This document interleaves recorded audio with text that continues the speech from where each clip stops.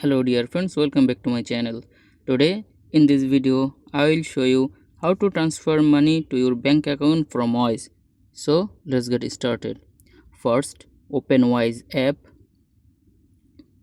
then scroll down a little bit, then you will see transfer calculator. Here you have to input the amount how much you want to transfer. Okay, in my case I have currency USD. Okay, so I am transferring $346 and transfer to AED. You can change currency by tapping here. Now you can see lots of country is available here. So I will transfer AED.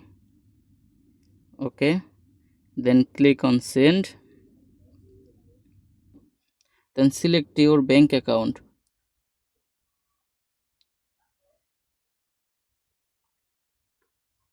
Okay, now you can see all details is available here.